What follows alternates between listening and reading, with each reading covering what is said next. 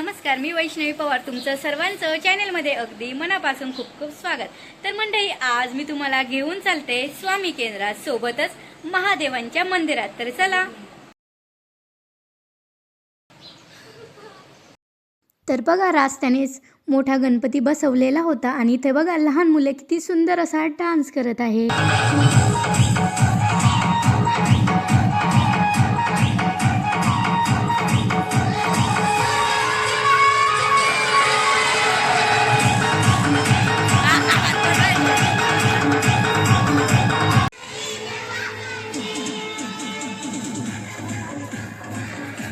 तर बघा, अगोदर रस्त्यानेच मारुतीचं मंदिर होतं, तर अगोदर आम्ही आलो मारुतीच्या दर्शनाला। तर बघा, आज मारुतीच्या मंदिरात बिलकुल पण गर्दी नाही आहे, तर एकदम छान असं आपलं मारुतीचं दर्शन झालेलं आहे। आणि तुम्ही बघू शकता किती सुंदर अशी मारुतीची इथं मूर्ती आहे।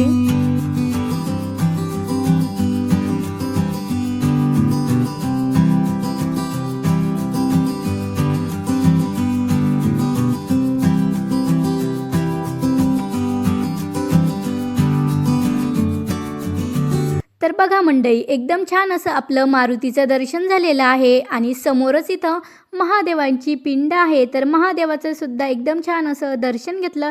त्यानंतर आम्ही फायनली निघलो स्वामी केंद्रात जाण्यासाठी। तर बघा, रात्री पाऊस झालेला होता, त्यामुळे रस्त्यावर सगळीकडे चिखल झालेला होता, त्यामुळे तुम्ही बघू शकता सगळीकडे पाणी वगैरे तुंबलेलं आहे।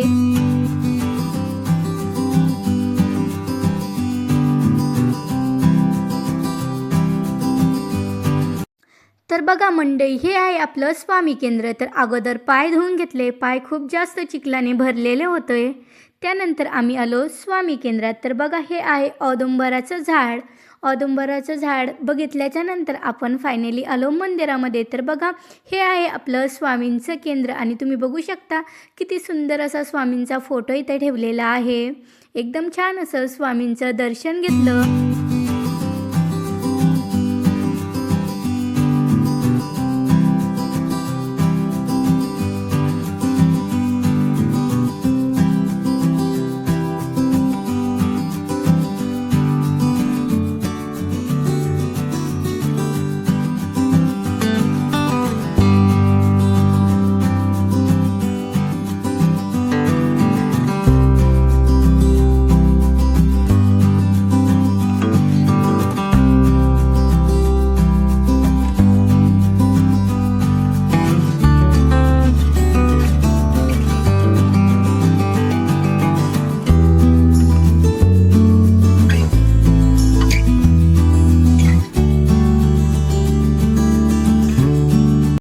तर बघा मंडळी, स्वामींचं दर्शन एकदम छान असं झालं। त्यानंतर स्वामीला एकदम छान असं आपण मुजरा घालायचा आहे। तर बघा, या प्रकारे मी स्वामींना मुजरा घालून घेतला।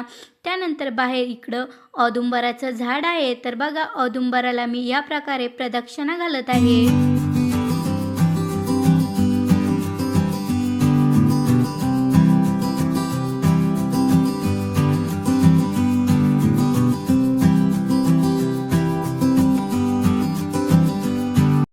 तर मंडळी, आता आपण आलेलो आहोत महादेवांच्या मंदिरात। तर चला, आता मी तुम्हाला महादेव दाखवते।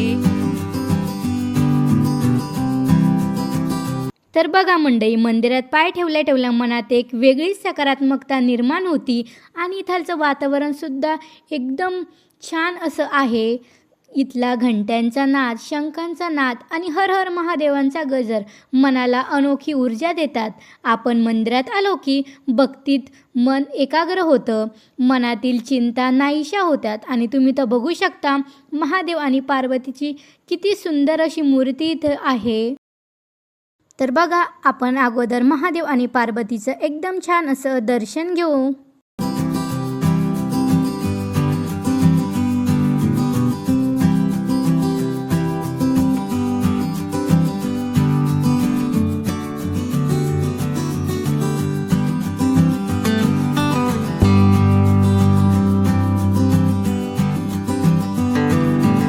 आणि तुम्ही बघू शकता आतमध्ये सुद्धा किती सुंदर अशी महादेवांची मूर्ती आहे।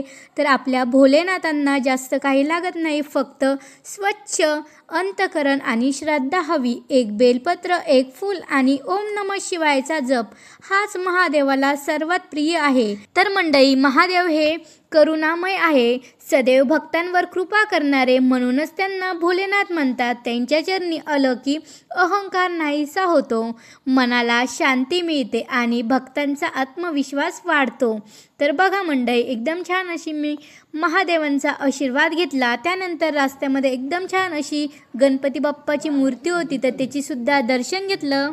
तर मंडळी, तुम्हाला आजचा व्लॉग कसा वाटला कमेंटमध्ये नक्की कळवा. तर चला इथेच थांबूया, भेटूया नेक्स्ट व्लॉगमध्ये. तोपर्यंत बाय बाय.